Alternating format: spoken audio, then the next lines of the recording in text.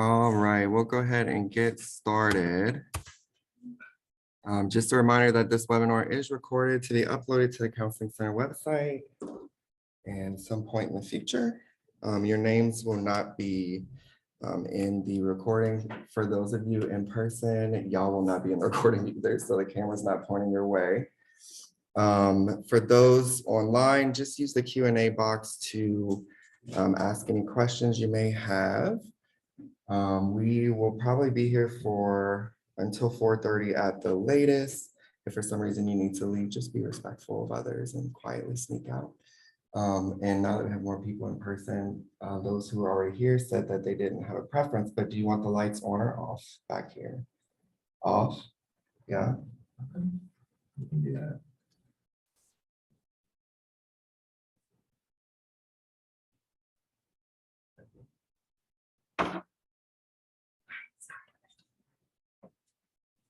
Oh, perfect. All right. My name is Sky Savoy. I'm a doctoral psychology intern at the Counseling Center here at Texas State. What that means, I've just been in school a really long time. Okay. So I like to put together these webinars. I'm glad to have the opportunity to do it. The topic, I don't know why it came to me, but when I was thinking about what I wanted to do a webinar on, I chose grief. I think it's something we don't talk about enough, but yet almost everyone will experience multiple times throughout their lives. So we're going to be talking a little bit about grief today. By the way, I use they, them pronouns. If you have any questions or anything while I'm presenting, please just raise your hand. And we'll get started. So there's a lot we could talk about when it comes to grief, okay? But I wanted to kind of just present some basics, some ways that I find it helpful as a therapist. So the overall purpose though, is to explore grief as a universal human experience, something that we all experience. Learn ways to better understand your own experiences of grief, and as well as strategies to foster a new relationship with emotions that come with grief, such as sadness, guilt, and regret, which are some pretty uncomfortable emotions at times, right? So on our agenda, in some way or another, I will be addressing these items, okay? So I do want to just kind of explain what grief is and when we tend to experience it. I also want to cover some common myths about grief and debunk those myths. And then I thought it'd be interesting to talk about some statistics for college students or adults in general when it comes to grieving. And then we'll cover a couple ways to manage aspects of grieving in a healthy way, in a way that works for you. Okay. And just throughout the presentation, I want you to think about how you might respond to others who are grieving with the information I share on how to understand your own grief. Okay, so using that new knowledge to kind of inform how you engage with those around you who might be grieving. I will be doing polling. Let's see. I just want to make sure it works. Okay, so if y'all could go ahead and scan this with your phones if you're interested in participating. I'll just be asking some quick questions, multiple choice questions, just to kind of get a gauge, where everyone is on different topics when it comes to grief.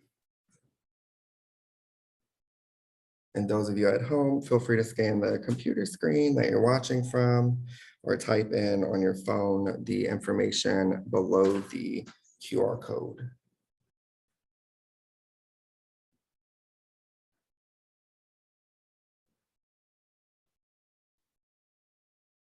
And that ID number is 123-659-790.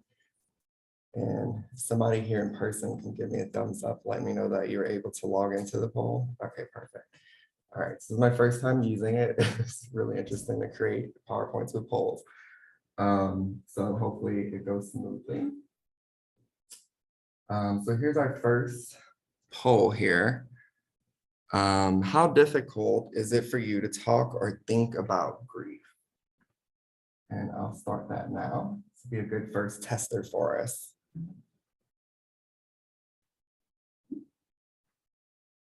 Oh, nice. All right, so we have 8 people responding, so that's pretty neat. All right. Just to kind of see where everyone is, 87.5% of participants said it's a little difficult, and 12.5 said it's really difficult. So with that in mind, I had a feeling it might be difficult for some, right? Or at least a little bit, because that's normal. I invite you to just take a breath, you know, and just, realize that talking about grief is uncomfortable sometimes. I'm gonna try to keep it as lighthearted as much as possible. You might notice the flowers that I have all over my PowerPoint slides, just to give something pretty to look at, something warm. And I also want you to just keep in mind that whatever you're feeling when we talk about these topics, just approach that with curiosity and kindness for yourself. Knowing that this is normal to feel difficult, uncomfortable emotions when you talk or think about topics like grief. So, what is grief? Okay, so what we refer to as grief typically is in reference to like intense emotional reaction or response when it comes to the death of a loved one, okay, or a significant other. I'm sure you're all, when you think of grief, that's what first comes to mind probably, right? And that emotional reaction or response can come with feelings such as sadness, deep sorrow, longing for who was lost, right? And what we know is that that's normal. It's natural to have this reaction to the loss of somebody that you're attached to or somebody that was important to you. And one thing to keep in mind throughout the information I'm going to share is that while it is a universal experience, it's also unique to each of us, how we react to loss, okay? And it can be unique to each person, family, and culture. Okay. So our next question, true or false, grief is only experienced after the loss of a loved one who has died.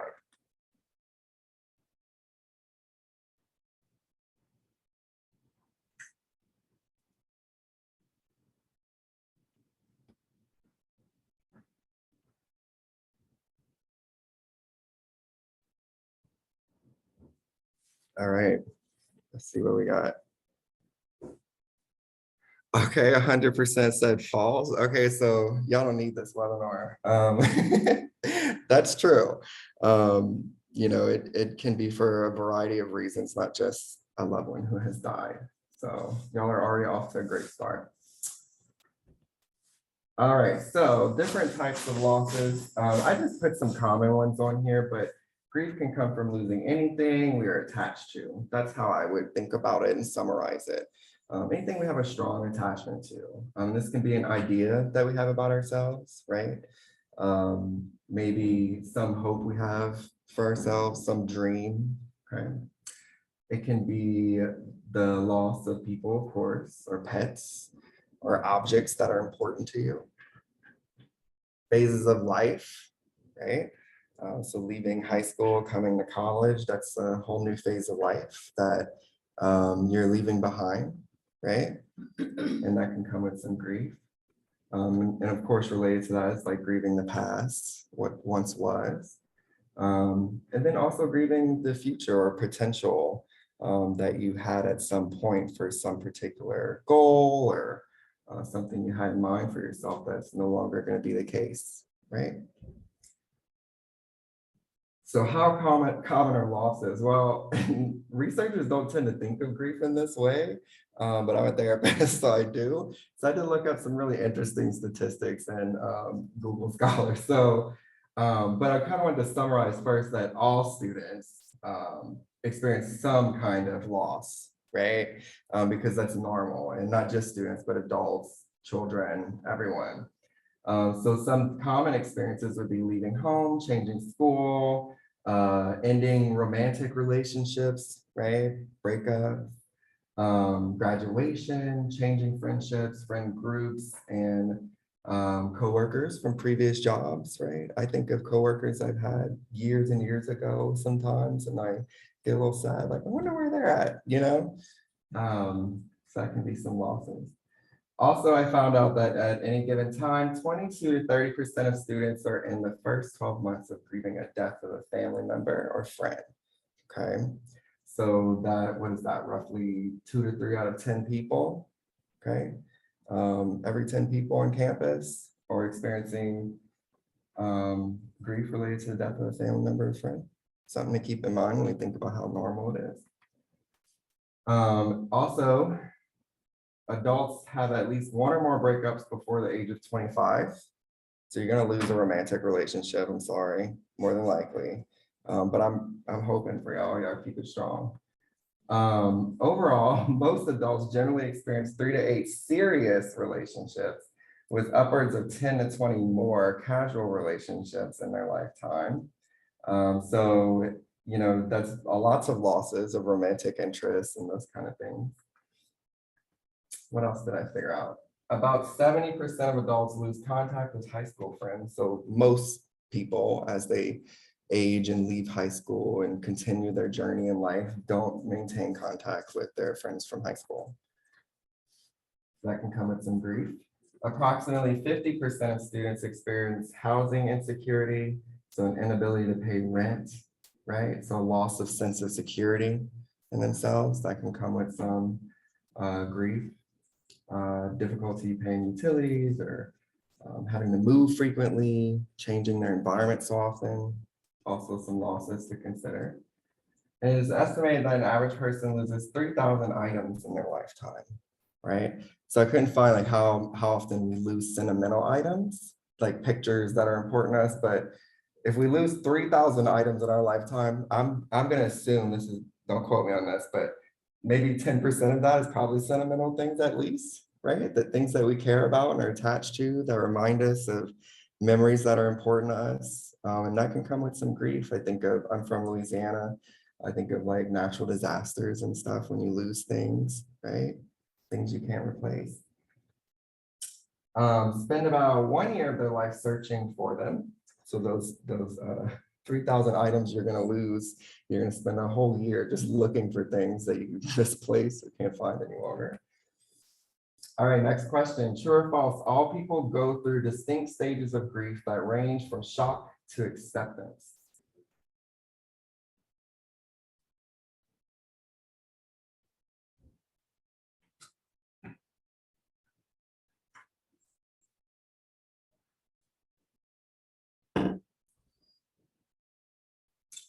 Everyone in there?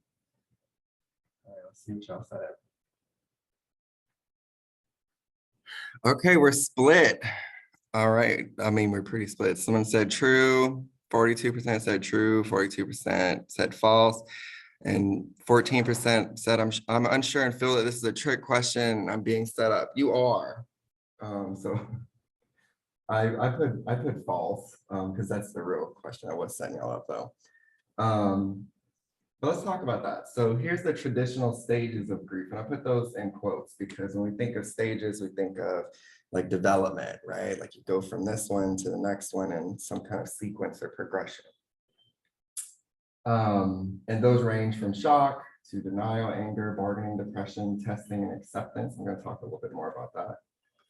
But with this idea that we have stages that we go through, I want to kind of unsimplify grief when it comes to that, because sometimes that puts pressure on us to feel like, oh, I'm in my denial stage, I need to get to acceptance or whatever the case might be.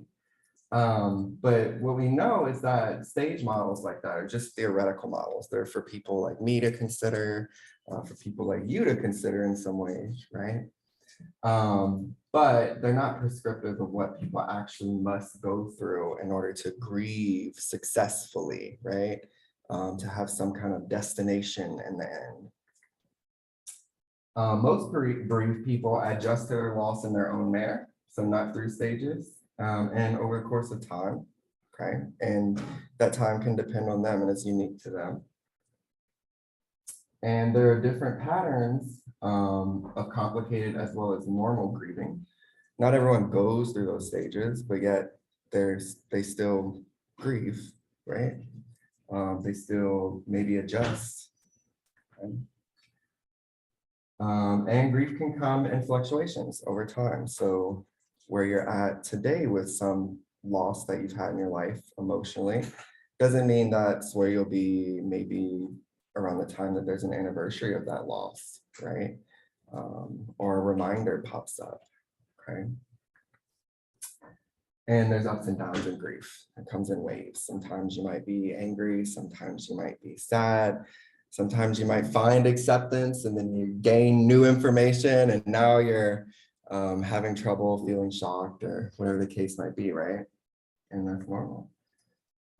But it doesn't mean that stages aren't helpful theoretically. So let's talk a little bit about some of those stages. I'm going to use a breakup just to kind of keep it light. And I'm sorry if you just recently went through a breakup and you experienced that type of loss. But this could be really helpful if that is your case. So let's think about shock and denial. Okay. So shock and denial can happen when you initially learn about the death of a loved one or a significant loss that seems unimaginable or perceived as unacceptable, okay? So let's imagine a breakup. Maybe the shock or denial might look like, I was committed to her for 1.5 years. How could she just break up with me, right? And I'm sure there's like other explicitives in that type of thinking as well, okay? Oh, this is a good denial one. She will wake up tomorrow, realize this is the biggest mistake she's ever made, and come running back to me for forgiveness. Okay. Mythbuster. Some people anticipate or expect a loss. Okay. But they can still grieve what was and what could have been.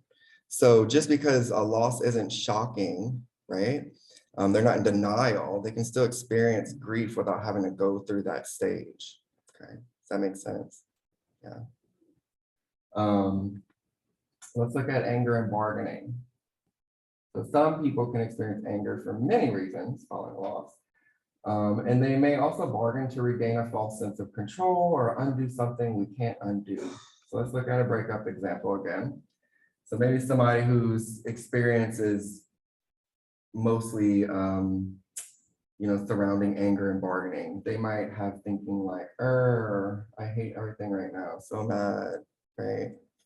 Or they might actually engage in behaviors with the person that maybe broke up with them or they broke up with, asking them to take them back, right? Like trying to bargain and negotiate, even though the loss it's done, right? Another type of thinking is, what if we tried this or that? So negotiating, also reaching to kind of a higher spiritual power. Sometimes it's common depending on individual spirituality and religious beliefs. So God, what can I do to get her back? I would go to church every day, right? Like, here's my bargain. Mythbuster. So some people do not feel anger as part of grieving and others do not engage in attempts at bargaining. Just like when people can expect a loss is going to happen, it's not shocking. And also they might just react in a way that's not anger for them, right? They may react differently, but yet still grieving. So then depression is a stage. And this one's interesting because depression is a very specific clinical word. Okay, it's different from sadness. So depression is intense sadness. And hopelessness that makes functioning in everyday life difficult. Okay, and this can look like particular emotions and also feelings and behaviors like isolation, hopelessness, loss of interest in pleasurable activities, decreased appetite, just kind of low energy, and also impairment in their everyday life. Okay, after a loss. So this can happen, obviously, if you have a loss. That might look like I would be alone forever. No one will love me again, right? Some more depressed cognitions. But the mythbuster here is that some people feel intense sadness following a loss, but they're not overpowered by these feelings, right? It wouldn't be like depression as defined like up here. Mostly just sadness, right? Which would make sense following a loss. That was important. And then testing and acceptance, the last stages. So basically with testing, people are experimenting with different ways of managing grief in their new reality. And for acceptance, they have integrated the loss into their beliefs about themselves, other in the world. So now the loss makes sense to them. They understand the impact it's had on who they are and how they see the world themselves moving forward. So testing would be like, maybe I just need time to figure out what I need in a relationship. Maybe it's not all so hopeless, right? There's a little bit more flexibility here following the loss after some time. Maybe a new hobby or attend a few support groups on managing breakups might be cool. Okay. And then acceptance would be, I'm scared to date again, but I know there's someone out there for me, right? Like there was this loss that happened, this thing happened to me, but also there's some hope. Mythbuster, of course, this is a healthy place to eventually end up after a loss, right? But some people do get stuck with complicated grief and have difficulty integrating a loss. And the loss has still had an impact. So I think when we focus too much on these stages and trying to get people to find acceptance, we're leaving out the fact that that loss had an impact and it can kind of come and go with grieving experiences. You don't just, you're healed, everything's recovered, and just move on, right? So some things to remember, grief is unique to each individual. Some things that can influence how you might react or people in general might react when it comes to loss. So how attached they were to what was lost. Number of and previous experiences with loss. So if you're just saturated with loss, you constantly are losing things like loved ones or jobs, or these things just keep adding up. That'll influence how you respond with grief to each additional loss, right? It can depend on your immediate culture and also broader culture in general. So what your family system looks like, how your family manages grief, some things you might have learned from them on how to grieve, right? It also can be influenced by the nature of the loss. Was this a traumatic loss? Was this something that wasn't so difficult, but also still comes with some grief? And time since last loss, of course, and then spiritual beliefs can kind of influence how you react to loss. So, and there's just so many other things that we could talk about, but I just wanted you to kind of keep those things in mind if you are interested in reflecting in your own experiences of grief. So next I want to talk about some strategies and tips to, one, better understand your own unique experiences of grief, and two, to engage in healthy grieving. And when I say the word healthy, I'm being very mindful that that can depend on people's belief systems and different factors like that. So what I want you to consider is I'm going to present some ideas here on what I think is healthy based on research and stuff, but also just use those and take what you want from them as needed and find what healthy looks like for you, okay? Based on your own unique experiences as a human on this giant rock we're floating on, okay? So here's how I like to think about grief that I think is helpful for people I work with. So we can have emotional, physical, and cognitive and behavioral reactions whenever we experience a loss, okay? Emotional reactions is how we feel internally, like sadness. Physical reactions, so this is how our body reacts to those emotions, right? Let's say if we're in shock, like imagine what that does to your body, your heart rate, your muscles. And then cognitively, we react in how we think about the loss, okay? What kind of judgments we might form about ourselves, like how do we lead to having thoughts of regret, right? And then behaviorally, it's what we do or have the urge to do following a loss, and that changes over time. True or false? People can experience positive emotional reactions to loss while grieving.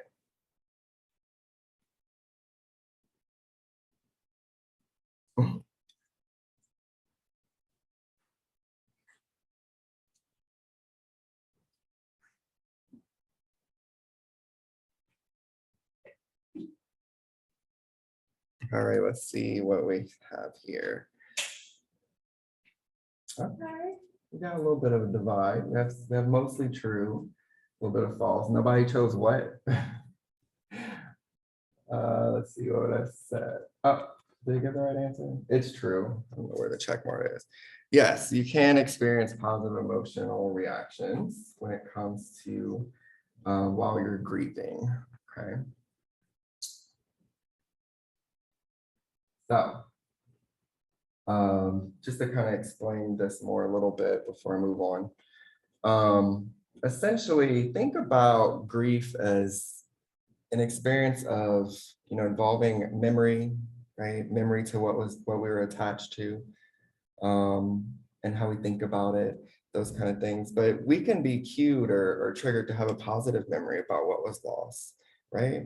Within the same 30 seconds of, like having a more sad reflection on what was lost. So yeah, it's definitely possible. We're very complex creatures, okay?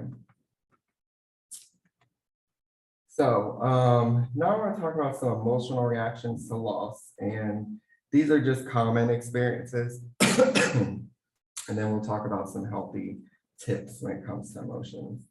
But a question to ask yourself to better understand your own emotional reactions to grief would be, how do I feel emotionally about this loss at this time? Okay. And a reminder from me is that remember that it can be complex in both positive and not so positive emotions. And I put those in quotes because we have ideas about things that are not happy and excited. And we have ideas about these other emotions like sadness, anger, where we assign value to them as positive or not positive, but they're just reactions, right? They're data that makes sense and are valid. So, and both positive and not so positive can be experienced in the grieving process.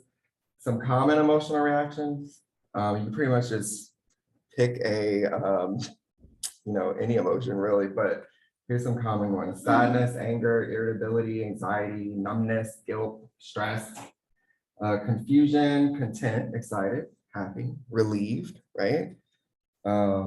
Regret. All these things can come during the grieving process.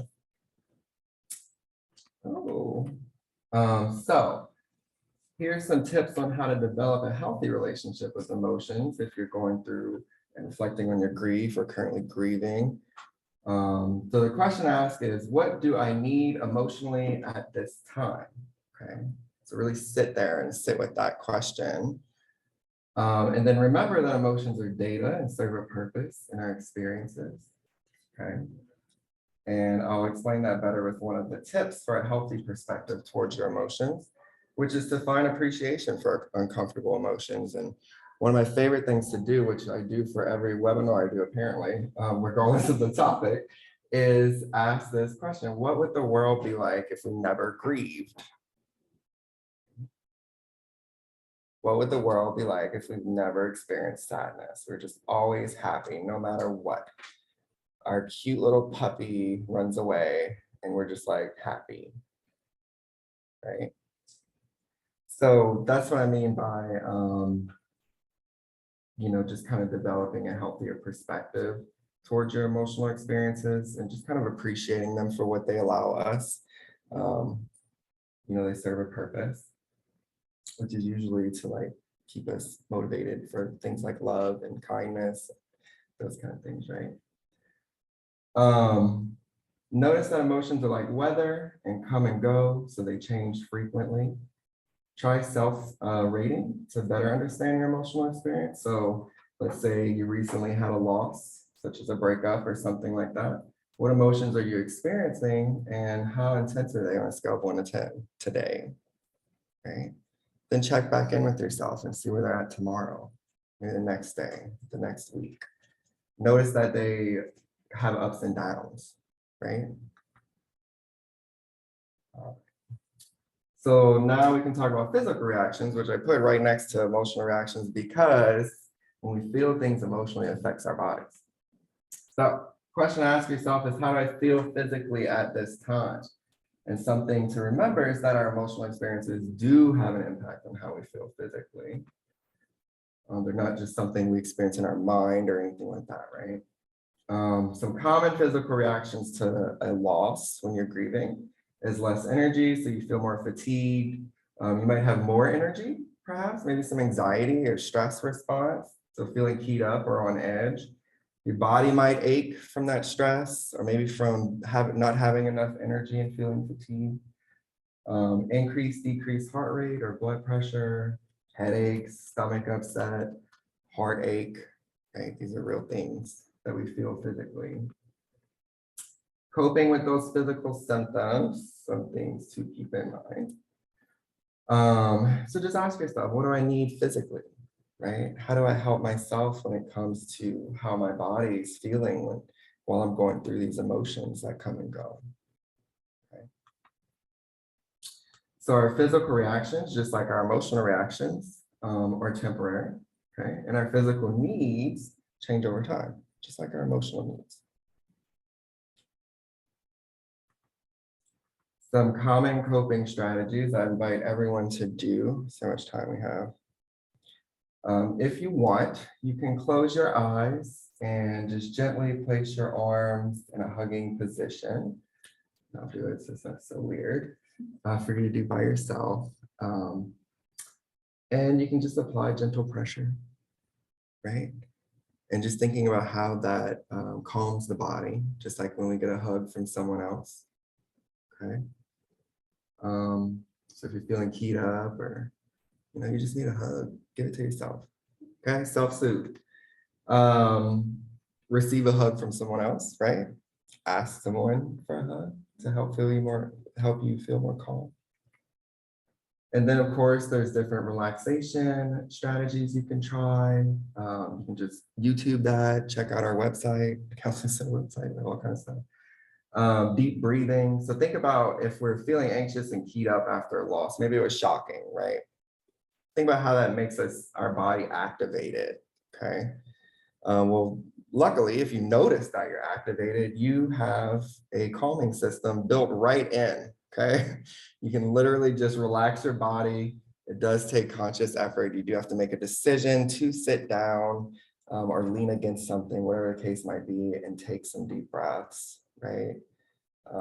And you can also make the decision to make it even more uncomfortable, right? Let's say you hold your breath while you're already hyperventilating. That's not really gonna be that helpful, okay? Exercise, diet. So don't forget you have physical needs while grieving. So exercise is something that can be helpful, just going for a walk, especially in nature, right? Feeling the grass on your feet, the wind, those kind of things.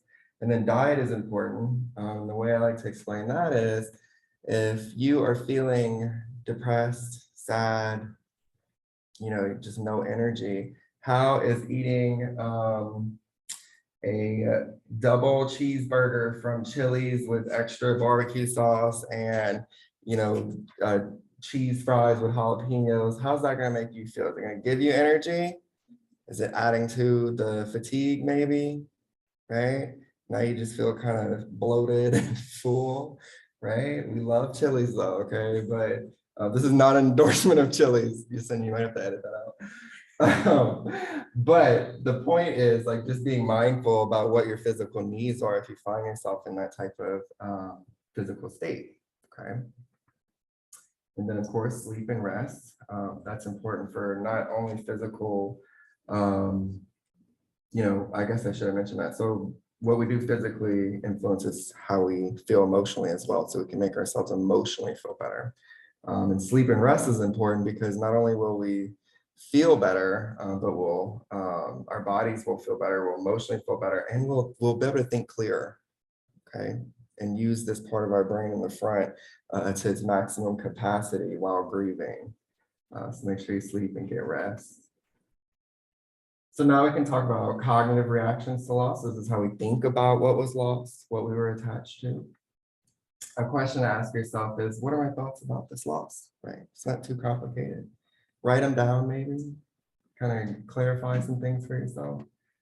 Something to remember is that initially our thoughts can be scattered when faced with an unexpected loss, okay? And a lot of losses are unexpected, that's why shock is a major idea. And we are also susceptible to unfair thinking at times. And what I mean by that is that thinking that kind of leaves out other information. Okay, that's what we do as humans. We take shortcuts up here in our minds. And sometimes those shortcuts lead us to have thoughts that can be unhelpful and unfair. Okay. So some common reactions. So should haves, right? This is where feelings of regret come from. I should have done this, right? I should have known. Anybody have any other examples? Some should haves you'd like to share? Would it also be like, I wish? Like, I wish I could go back and change what was lost, right? And it is kind of like wishful thinking when we think I should have, right? Because what are we capable of doing with the past? Right? So it's more wishful thinking. And it can be cathartic to have that type of thinking because sometimes it reminds us of how important the loss was, right? But if we overuse things like should haves and our mind is saturated with that type of thinking, that can really make us suffer more than we need to, right? More than we might want to, okay? Personalization, so blaming yourself for something that was lost and leaving out other information that had nothing to do with you for why the loss happened, right? Maybe you went through a breakup, just for an easier one to kind of think about. You went through a breakup and it was all my fault, right? It was all my fault. And then maybe that's coupled with some, I should have just been a better partner, right? But maybe you're leaving out that your partner was just kind of rude and nasty at times, okay? Something like that. Emotional reasoning. So a lot of times when we feel certain ways, we kind of let that cloud how we interpret everything with our minds. So I feel sad, therefore everything is hopeless, right? There's no hope for me. Or I feel anxious, therefore everything is scary and I can't manage, okay? Kind of using your emotions to guide complete, like, 90% of what you're thinking. Some other things we do cognitively is we try to avoid thinking about loss, which is like the most bizarre ability we have. We're not able to avoid thinking about things, okay? But we have this ability to try to, okay? So let me explain that. So if I say, don't think of a white elephant right now, like don't think about it. If you're thinking about a white elephant, you're doing it wrong. You're not supposed to be thinking about a white elephant, okay? So if you've either thought about the words white elephant or actually saw a white elephant in your mind while I was saying it, you're still thinking about a white elephant, right? So think about how much time we might spend during a loss, maybe avoiding thinking about it, but while we're telling ourselves like, no, I'm not thinking about that, you're actually thinking about it, okay? So if you're already spending this energy, maybe spend it to be curious and kind, right? Instead of engaging in this that just kind of keeps you stuck, you're not getting anywhere, just in this cycle of avoidance. And that goes for thought stopping as well. We can't stop our thinking. It's the same idea. Thinking happens, thoughts come to us, they float by like cars driving by on the street, okay? We don't consciously choose to have certain thoughts, okay? They just kind of pop up.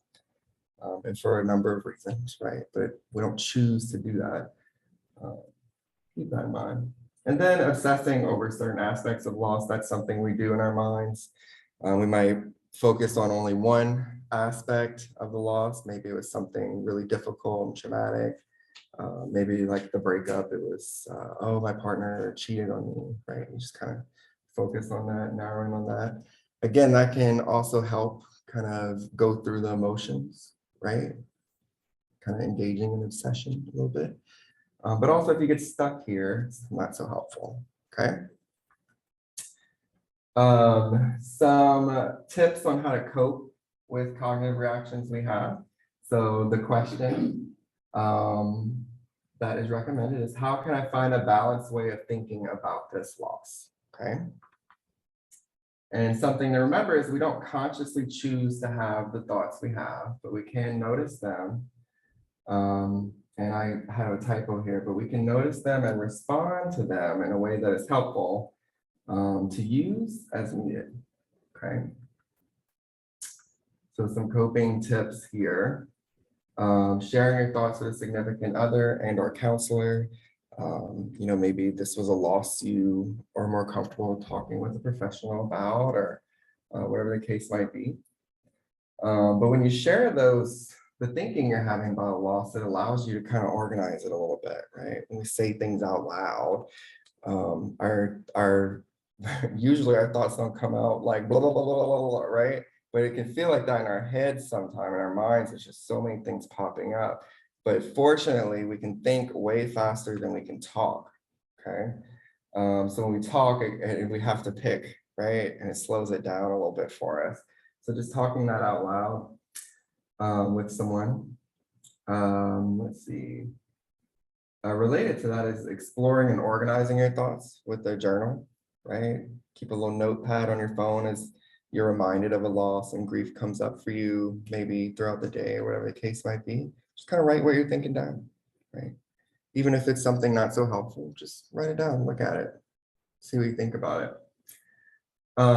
Practice self-compassion and understanding. And what I mean by that is, again, we don't choose to have the thinking we have, right? We don't consciously make that decision. So just being understanding that that's normal. You're going to have some thoughts that aren't so helpful, right? You're going to have thoughts that are like worry and sadness and those kind of things, and helplessness, hopelessness. That's normal human experience. So just kind of being compassionate to yourself and understanding. And engage in healthy reminiscence and reflection about a loss. I think that's one of the cool things we're able to do when it comes to our ability to think about the past. Although we can't change it, we can reminisce, right, on good times with what was lost. We can reflect on it. And that's all very healthy to me. So let's talk about behavioral reactions to loss. A question to ask yourself is, have I engaged in helpful or unhelpful behaviors when it comes to this loss? Remember, we can engage in behaviors that are helpful as well as unhelpful, right? Most common unhelpful behavior is substance misuse. So we're feeling the different emotions that we should be feeling, right, when it comes to loss. Maybe we're having a hard time with that. Might turn to substances, maybe go on a little binger, right, with your friends, go out to the club, take some shots. Even though you just went through a breakup and you probably just need to be talking to somebody and talking it out, right? So just think about how helpful or unhelpful that might be. Maybe the experience of hanging out with friends and having a good time is helpful, but the alcohol use and whatever happens after that, maybe not so helpful, right? So just kind of being mindful of that. Prolonged isolation, that's a behavior that we engage in, right? We stay inside, we seclude ourselves from others sometimes when we experience losses. Is that helpful? What do y'all think? Just kind of isolating from others? Yeah, can be, right? Can be helpful, just have me time, alone time. It can also just be a way to recoup, right?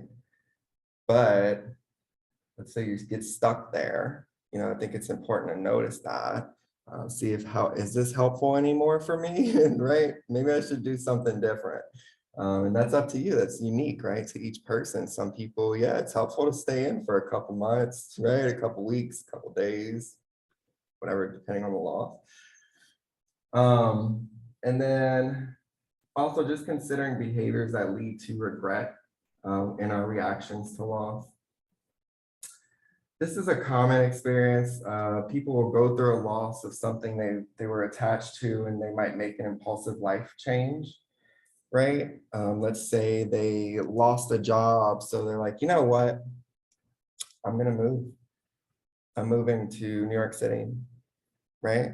Maybe they lost a career or something. It's like, so now you're kind of just jumping ahead and trying to change your life around in this way, but this can actually cause more instability, okay? And now how are you feeling emotionally when you get to New York City with no job lined up or no money in the bank, or, right? Now, how are you feeling about the loss of the career? Probably not better, you know? Risk-taking behaviors. Some people engage in those types of behaviors as a way to avoid uncomfortable feelings or uncomfortable thinking. So they might drink and drive, maybe speed recklessly, right? And that can lead to making mistakes or causing injury to others or those kind of things that we would later regret. Some healthy coping behaviors, the question to ask, of course, is anything I can do to help myself grieve?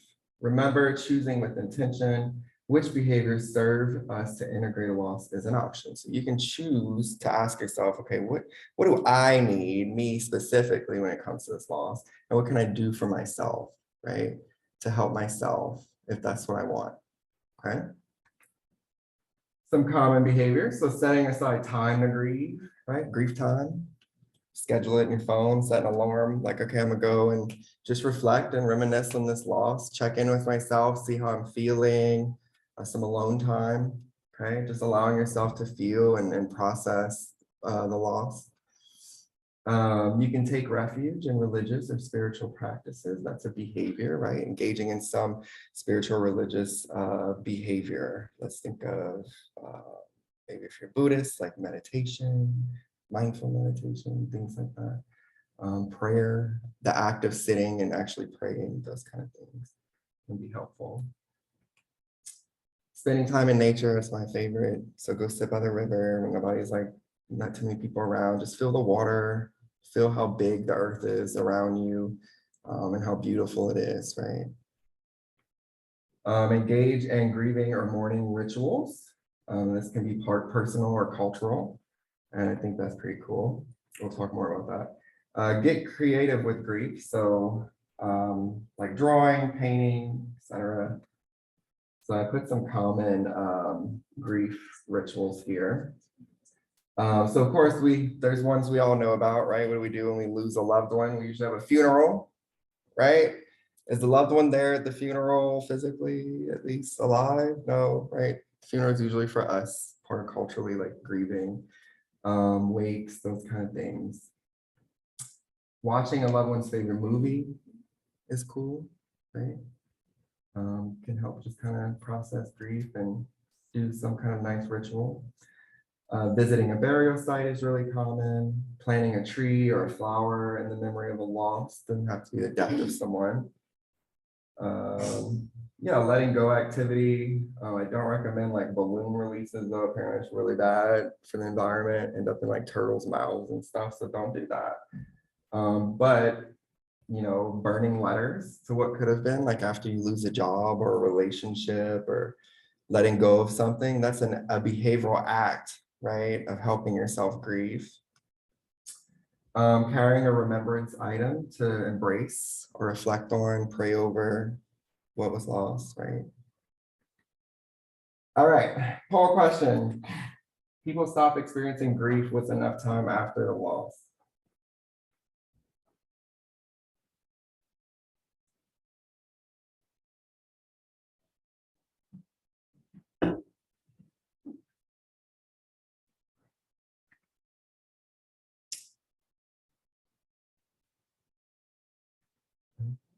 Okay, so we are at, a lot of people said no.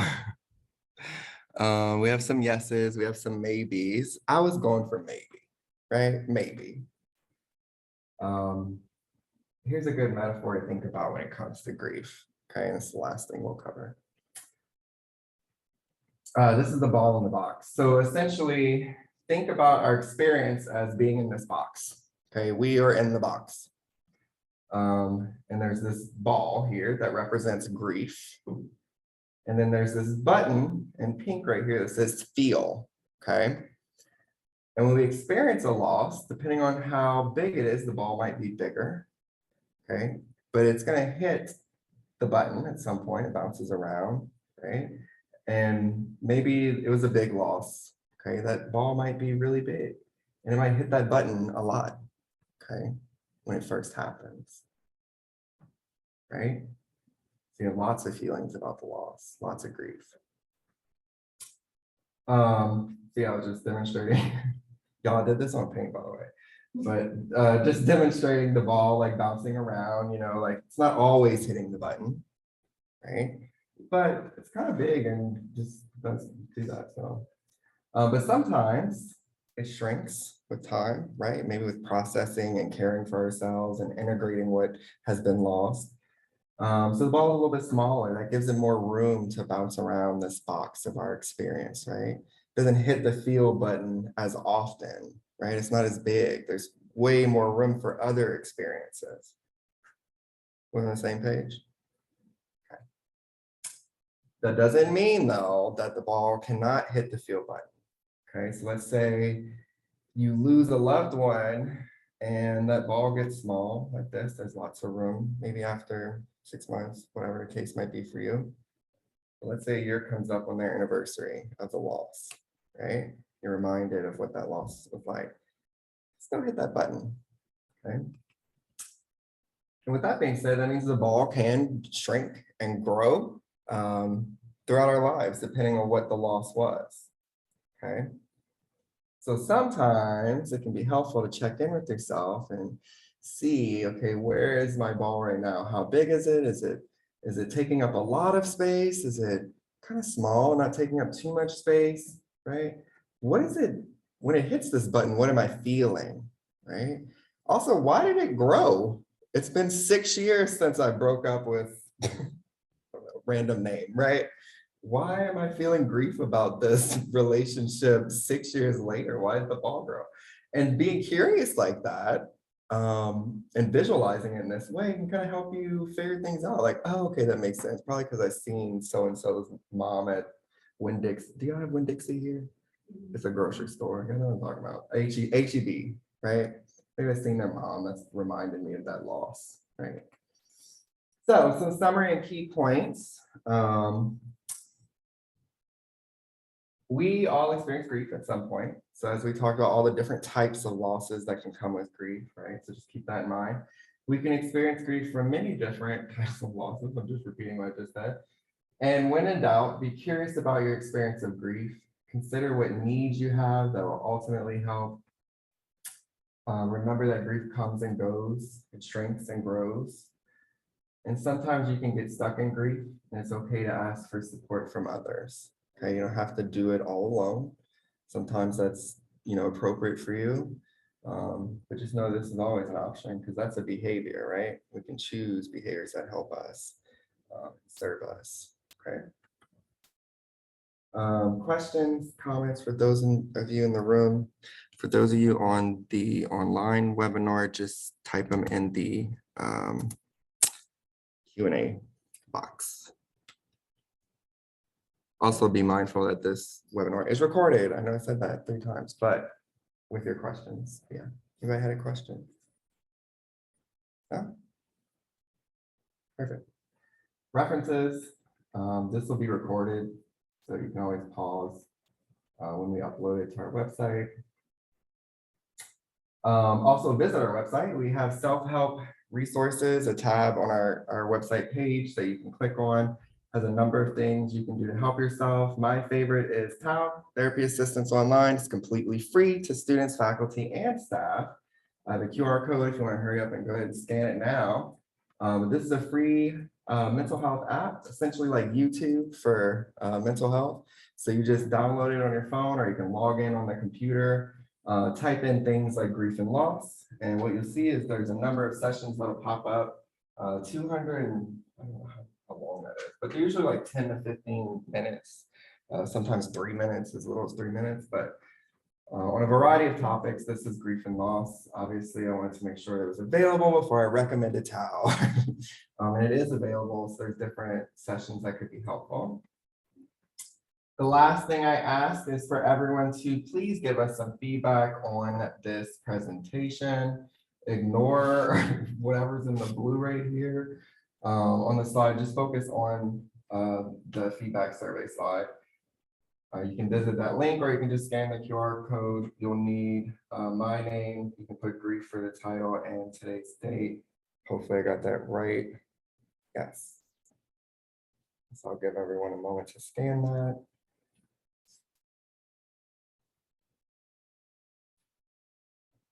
And those of you online, when we conclude the presentation, you will be automatically sent to the survey, correct? Isn't it? And that will be all. Thank you so much for attending this hybrid webinar on grief. I hope you found the information helpful. Of course, we are presenting from the Counseling Center. So if you need our support, reach out to us, check out our website. And y'all take care of yourselves and have a good semester. Bye.